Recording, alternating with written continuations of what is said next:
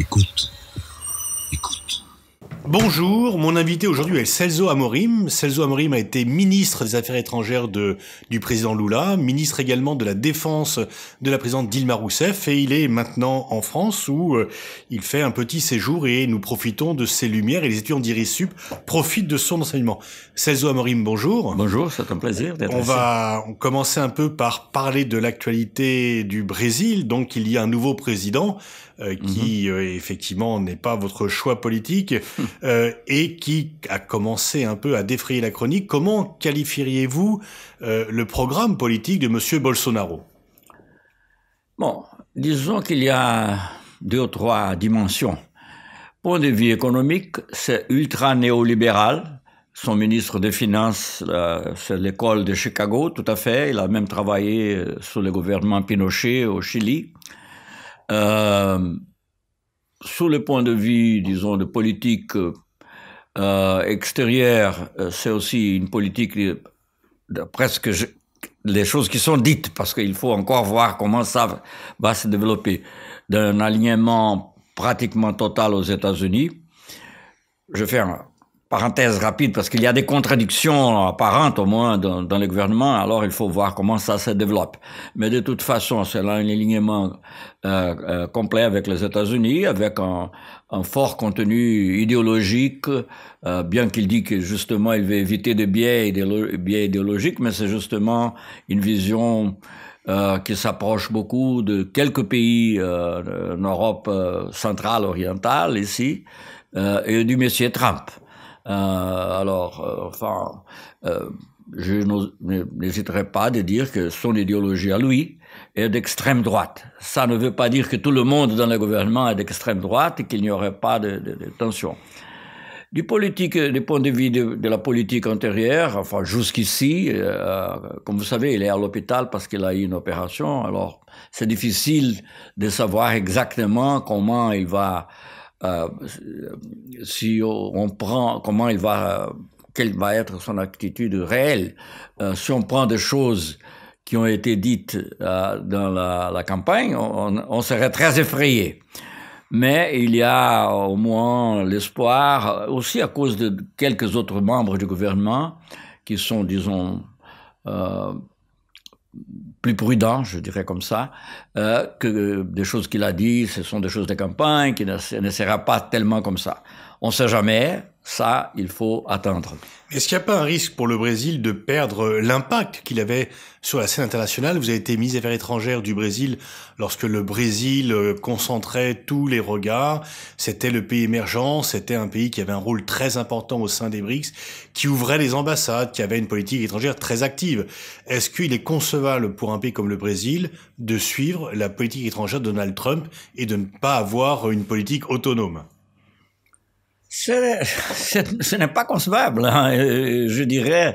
Et ça, c'est étrange, même du point de vue, c'est pas seulement en comparant avec Lula, même si on compare avec Cardoso, si on compare avec les gouvernements qui ont précédé, même avant la démocratisation, je dirais même que le dernier gouvernement militaire ont été moins alignés aux États-Unis ou à quelqu'un, enfin, ont été plus indépendants que ce qui est dit maintenant par le président et le ministre des Affaires étrangères.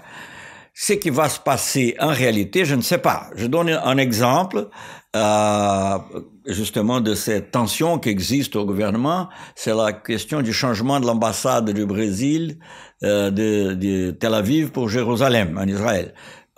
Qui est, disons, la même chose qu'a fait Trump, Monsieur Trump. C'était pendant la campagne, l'actuel président a dit qu'il le ferait. Après ça, on a dit, bon, le ministre des Affaires étrangères a dit, oh, ça sera fait, on ne sait pas quand, mais le vice-président, qui est un général, 4 étoiles, il dit que non, ça, il faut attendre, on ne sait pas. parce qu'il y a aussi une réaction dans ces cas-là. Il y a deux types de réactions. Il y a des gens qui disent non, le Brésil a toujours suivi les normes de l'ONU et il faut respecter les résolutions du Conseil de sécurité, etc., etc. Il y a d'autres qui sont, disons, moins qui voient la chose pas sous un angle, disons, éthique ou politique même, mais ont un intérêt économique. Le monde arabe, enfin, pris en ensemble, et même si l'Iran n'est pas arabe, mais enfin, comme le monde musulman, ils achètent, ils sont les principaux acheteurs, enfin, de nos viandes, du poulet. Et il y a eu déjà des actions, par exemple, de l'Arabie Saoudite, qui n'est pas nécessairement un pays de gauche ou ultra-libéral du point de vue politique, tout le contraire, mais quand il s'agit de cette question d'Israël et Palestine, ils ont une position, bon, disons, je ne vais pas entrer dans cette analyse maintenant, mais enfin, au moins, du point de vue ostensible, très ferme. Ils ont déjà menacé de ne pas acheter la viande brésilienne. Ils ont fait des allégations de caractère sanitaire, mais de toute façon, on sait qu'en réalité, c'est pas ça. Il y a un autre dossier important. Un exemple. Hein. Oui. On pourrait poursuivre, prendre un autre exemple, c'est l'attitude par rapport aux BRICS. La constitution de ce groupe a été un moment important pour le développement international du Brésil, pour sa visibilité internationale. Or, M. Bolsonaro s'est un peu engagé à chasser la Chine du Brésil. Est-ce que les BRICS, l'avenir des BRICS est compromis, ou est-ce que là aussi, entre les déclarations de campagne et la réalité, vu l'importance de la Chine dans l'économie brésilienne, il devra faire marche arrière? Et est-ce qu'il pourra finalement se tenir à mi-chemin entre M. Xi Jinping et M. Trump? Encore là, il faut à nouveau dire que il y a des contradictions dans le gouvernement. On voit des déclarations qui étaient beaucoup anti-chinoises. Monsieur Bolsonaro a même visité Taïwan, qui est le péché majeur du point de vue de Pékin, n'est-ce pas? Avant d'être élu, évidemment. Et mais il y avait toute cette attitude. Il y a eu même des déclarations du ministre des Affaires étrangères aussi que le marxisme maoïste, capitaliste, chinois, je ne sais pas, est une grande menace pour le monde occidental. Je vois votre livre sur le monde occidental et ça me rappelait immédiatement ces déclarations. Mais encore une fois, il y a eu le vice-président, toujours, qui est un militaire, qui était vu d'ailleurs avant comme un militaire très conservateur. Mais apparemment, c'est la personne qui essaie de démontrer un certain pragmatisme.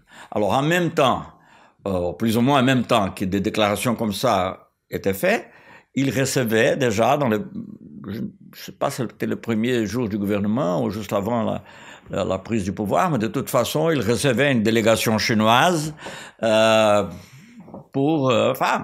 l'ambassadeur de Chine. Alors, je pense qu'il y a des éléments qui sont dans les discours, comme M. Trump aussi, hein, ça se passe quelquefois, et qui en réalité peut-être ne serait pas tellement radical. Enfin, c'est que de mon point de vue, je suis plutôt préoccupé, c'est surtout avec la situation interne au Brésil. Bon, la politique extérieure aussi. Je pense que toutes les initiatives qu'on avait prises vont subir un processus de déconstruction. Mais c'était déjà le cas depuis 2 ans, depuis que Temer était président. Justement, pour être fair, comme on dit, être juste, ça a commencé avec le gouvernement Temer déjà. Mais disons d'une façon moins militante. C'était une chose qui s'est passée comme ça, sauf peut-être dans le cas du Venezuela, mais même dans le cas du Venezuela, le gouvernement Temer a pris des actions avec lesquelles je ne suis pas d'accord, tout à fait, mais d'une façon moins agressive, je dirais. Mais par exemple, l'intégration sud-américaine ou latino-américaine, ce n'est plus une réalité. Enfin, c'est que, je ne sais pas, enfin c'est difficile, il faut y spéculer sur ça, mais Washington a démobilisé cette intégration un peu comme la fin de la guerre froide, sans un tir, n'est-ce pas, without a shot. Et maintenant, c'est même, disons, tout à fait difficile de penser à cette intégration. Parce que le ministre des Finances, par exemple, a dit que le Mercosur n'est pas une priorité. Il a dit comme ça à une journaliste argentine, et d'ailleurs, il a dit aussi pour la journaliste argentine, et ça, c'est le côté, disons, mou du gouvernement. Il est néolibéral, mais il n'est pas nécessairement, disons... Alors que le Mercosur a été créé avant l'arrivée de Lula au pouvoir. C'était donc un héritage bien antérieur. Au commencement de la démocratisation. Qui est plus un projet national qu'un projet partisan. Vous avez travaillé de très près avec Lula. Qu'est-ce que ça vous fait de le savoir en prison? Ça, c'est très triste. C'est très difficile d'imaginer un Brésil qui soit en paix avec lui-même, le peuple, pacifiquement avec lui-même, avec Lula en prison. J'étais avec lui il y a 3 semaines. Enfin, je l'ai visité 3 fois pendant cette période. Il est une personne impressionnante du point de vue des résistances psychiques, même physiques. On le voit, et après 5 minutes, on a l'impression qu'on continue une conversation qu'on avait commencée la semaine antérieure. Mais évidemment, c'est une grande injustice et c'est vraiment la chose qui le touche. Comment le vit-il, le fait de n'avoir pas pu se présenter aux élections alors qu'il était donné gagnant et de voir ce qu'un adversaire politique, mais qui est plus qu'un adversaire politique, qui est l'antithèse de son projet politique? Comment vit-il le fait d'être en prison et de voir Bolsonaro occuper la présidence? Lula est une personne très spéciale, enfin un homme qui a appris à lire, je ne sais pas, avec 10 ans ou quelque chose comme ça, qui a été, mais il a une curiosité intellectuelle. Il était en train de lire, la dernière fois que j'étais là, il y a 3 semaines, comme je dis, il était en train de lire ce livre qui est assez à la mode maintenant dans l'américain, qui s'appelle Comment la démocratie meurt, n'est-ce pas? How Democracies Die. Et c'est surtout sur Trump, n'est-ce pas? Et pas seulement Trump, Brexit, Cambridge Analytica, tout ça, mais et il voyait, disons, ce qui s'est passé au Brésil, c'est exactement la même chose, enfin, que Trump a fait. Non, je pense que, disons, évidemment, il est très déçu avec cette situation, mais je pense que la chose qui est pour lui très, très dure, c'est le manque de justice. Le fait qu'il a été condamné par des choses qu'il n'a pas fait, des choses qui d'ailleurs seraient ridicules si on compare avec les accusations qu'il y a sur d'autres politiciens qui sont tout à fait libres. Et c'est cette difficulté, cette impossibilité de réussir à prouver son innocence, c'est peut-être la chose qui fait mal.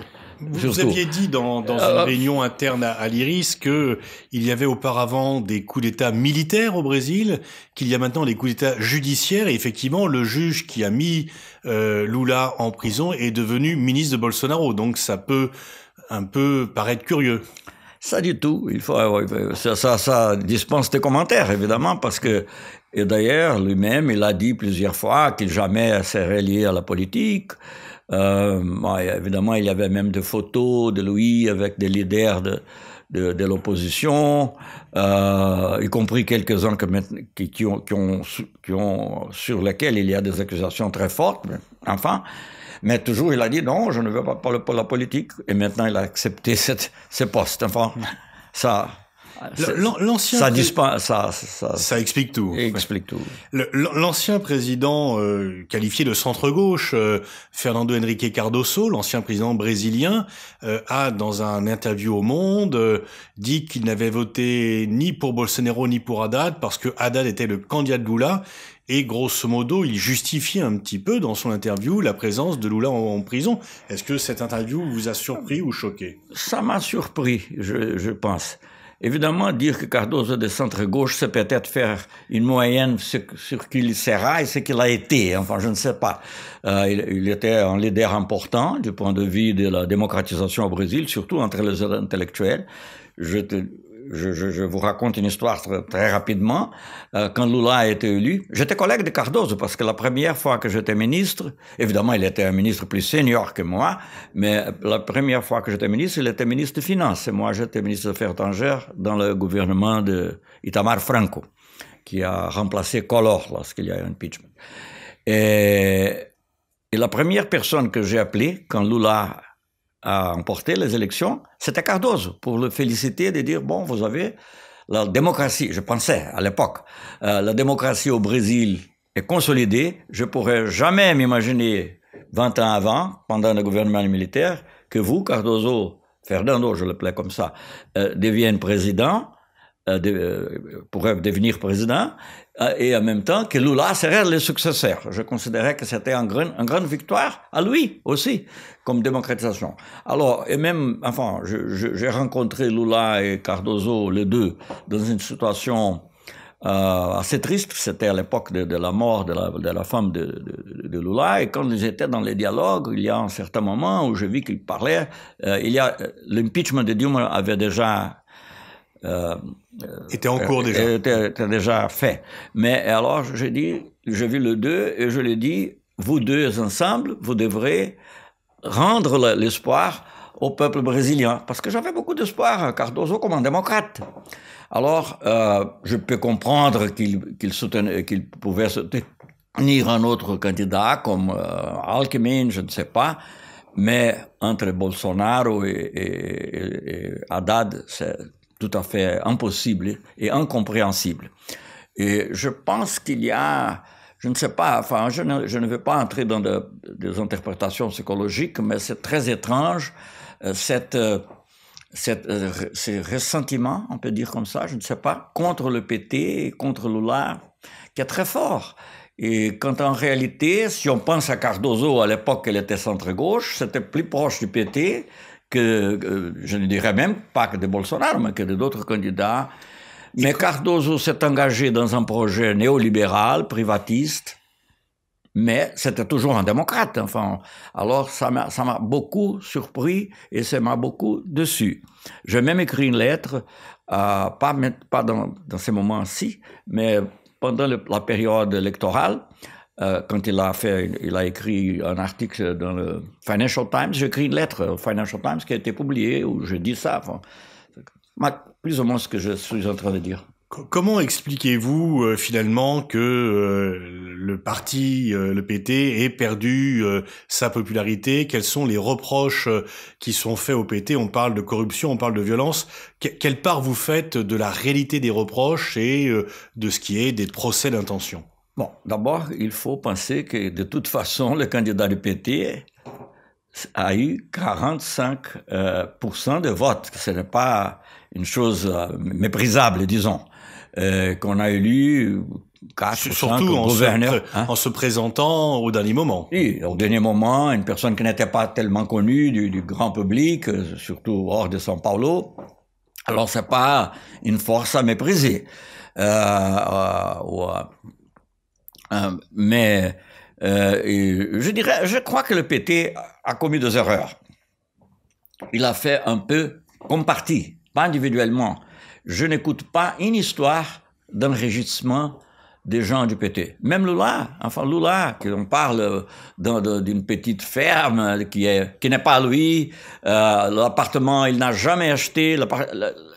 La raison pour laquelle il a condamné, c'est un appartement qu'il n'est pas lui, qui n'appartient à personne de sa famille, où il n'a même pas été, sauf une fois pour visiter, et même d'une façon un peu, presque, je ne suis pas juriste moi-même, mais enfin, reconnu qu'il n'y a pas l'accusation, qu'il aurait reçu cela sans qu'il y ait un acte, en portugais on dit acte de officio, un acte de gouvernement, acte d'office, qui soit imputable. Il a dit que c'était le juge, ce qui est maintenant le ministre de la Justice, a dit que c'était, disons, un cadre général de corruption. Alors, on a employé des méthodes qui ne sont pas les nôtres, pas de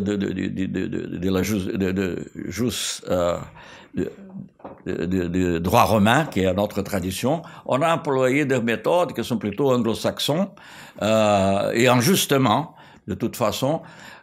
Et dans mon opinion, enfin je parle, c'est mon opinion personnelle, mais il y a l'opinion de beaucoup de juges, y compris ici en France, de juges assez connus, en France, en Espagne, en Italie.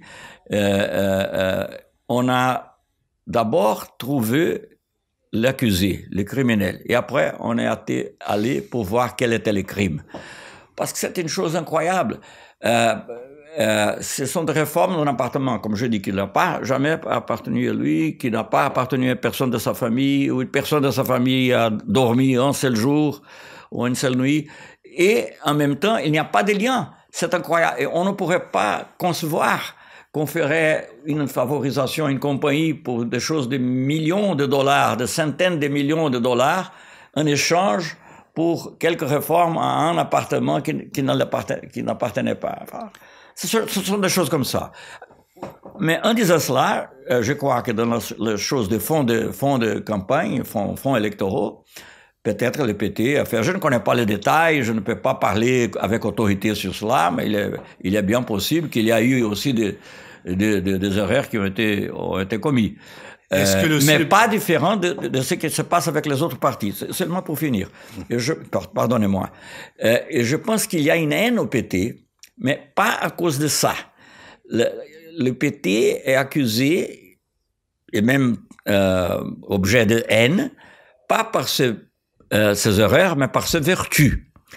Justement parce qu'il a travaillé pour la justice sociale, pour l'amélioration des pauvres, pour les quotas pour les Noirs de l'université.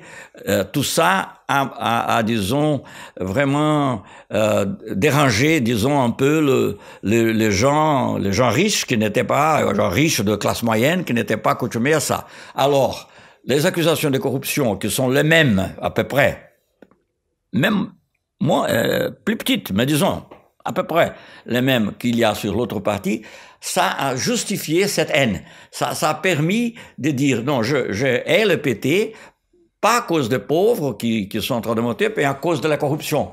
Mais ça ne s'applique pas aux autres partis. Alors c'est ça qui a été créé, et évidemment a été très bien exploité, au commencement par les grands médias. Les grands médias ne s'attendaient pas que ces accusations à Lula et au PT, à la fin, d'une façon ou une autre, atteindraient aussi toute la politique, et qu'une personne presque inconnue devienne président.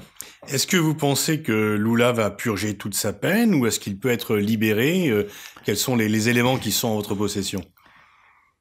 Bon, il faut toujours croire et avoir l'espoir, n'est-ce pas? Il y aura